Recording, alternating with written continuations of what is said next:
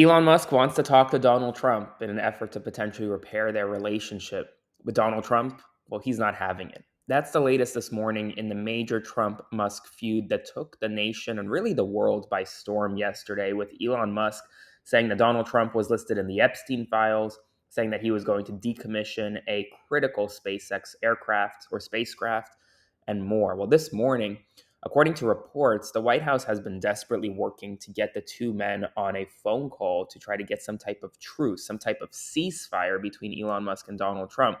And while Elon Musk is open to it, but Donald Trump isn't having it. He told ABC News' John Carl, that Elon Musk is a man who has lost his mind. Trump told CNN that he's not even thinking about Elon Musk and doesn't plan to speak to him for a quote while. Quote, he's got a problem. The poor guy's got a problem.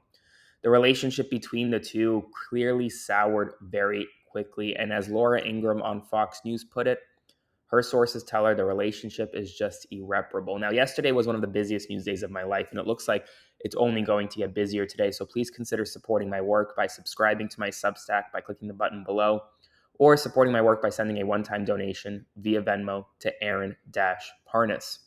Now, a lot of people were wondering, where does Vice President J.D. Vance fit into this equation? Who gets Vance in this breakup, essentially? Well, last night, Vance overnight put out a tweet in support of Donald Trump, essentially saying, quote, President Trump has done more than any person in my lifetime to earn the trust of the movement he leads. I am proud to stand beside him. Now, Vance now is pushing back on media portrayals that Donald Trump is impulsive, calling it, quote, one of the most glaring lies. Anyone who has seen him operate under pressure knows that's ridiculous, calling the perception that Trump is impulsive a major disconnect from reality. Meanwhile, Trump this morning is lashing out at the New York Times and the Washington Post, calling them, quote, corrupt as hell, saying that they rigged polling in 2024 by oversampling Democrats, claiming that he won the 2024 election in a, quote, landslide, finishing off by saying, quote, fake news media is failing our nation at levels never seen before. So we'll see how Donald Trump and Elon Musk and JD Vance interact throughout the day today, whether we have any more bombshells coming out from Musk's camp or whether or not Donald Trump says something additional. I'll provide you updates as we get more information. But in non-Musk news, we learned overnight that in Arizona, a deputy United States Marshal was briefly and mistakenly detained by ICE agents inside the Tucson federal building that houses the immigration court. The wrongful detention occurred late last month, but we're learning about it now, and was allegedly due to mistaken identity and was quickly resolved without incident. Now, thankfully, it was resolved, but the fact that a deputy United States Marshal could be detained by ICE authorities as part of their raids and arrests is a major alarm bell that is going off in communities across the country. Meanwhile, a federal judge has blocked Donald Trump's latest efforts to bar international students from attending Harvard, issued just hours after the university saw judicial intervention. The emergency order will remain in effect, quote, until further order of this court. Today, the United States economy added 139,000 jobs, slightly surpassing expectations. A Massachusetts high school student who was arrested by ICE on his way to volleyball practice has been released from custody on bail. The community sparked outrage. There was major outrage within the community after his arrest. He was 18 years old. He had been in the United States with no criminal record since he was 5 years old, and yet he was detained by ICE agents on his way to volleyball practice, even though he was not the target of the ICE raid.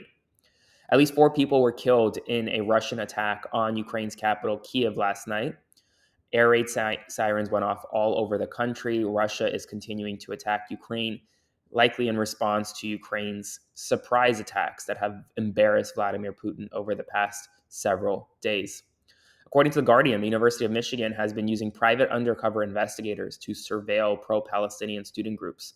Students say the agents have followed them on and off campus, secretly recording conversations and in some case threatening them. One student even saying that the investigator allegedly drove a car at a student who had to jump out of the way. A staffer for Missouri Senator Eric Schmidt was previously fired from Ron DeSantis' presidential campaign for making a video with neo-Nazi imagery. Now he is working for a United States senator. A woman in Atlanta is suing the Atlanta police because she was alleging that she was left topless for hours during a SWAT-style raid as officers looked on and one even took a photo. And new peer-reviewed research suggests the controversial food additive to titanium dioxide may be more toxic than previously believed, particularly in nanoparticle form. That's all the news right now. It's going to be a busy news day, so bear with me. Consider subscribing to my Substack by clicking the button below or sending a one-time donation to support my work via Venmo to Aaron-Parnas, and I'll see you this evening.